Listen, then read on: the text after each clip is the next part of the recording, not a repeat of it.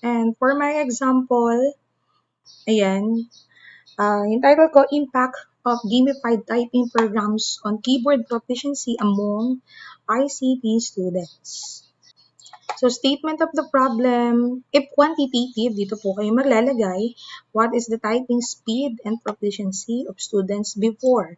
Diba, sa SOP 1 natin, nakalagay po doon, meron po tayong before. For SOP number 2, after. Then, then SOP number 3, is there a significant difference? Alright.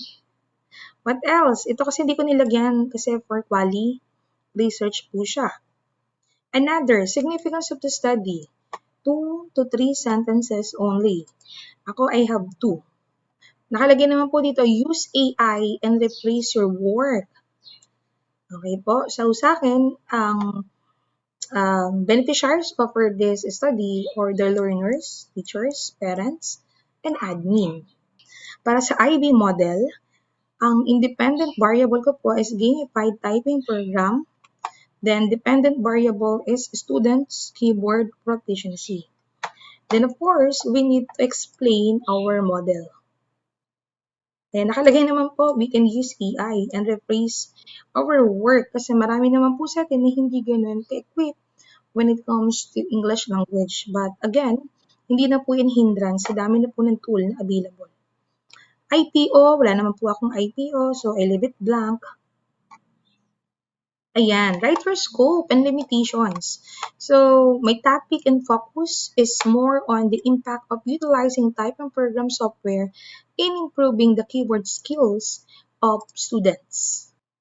For context and settings, this research will be conducted in Balagtas National Agricultural High School involving students in junior high. Time frame will be occurred during the academic year of 2024 to 2025.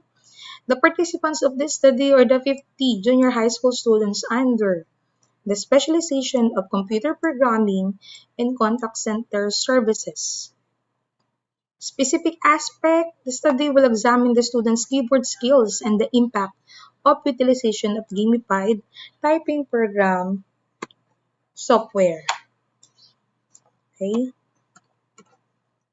What else is for the limitation, the study is limited to a small sample size of 50 students under ICT department with specialization of computer programming and contact center.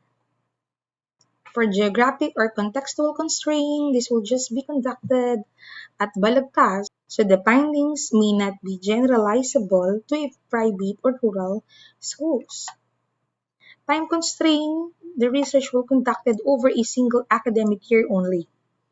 For methodological limitations, the reliance on self-reported data may introduce bias. Then for external factor or interventing variable, anticipated changes in school policies during the study.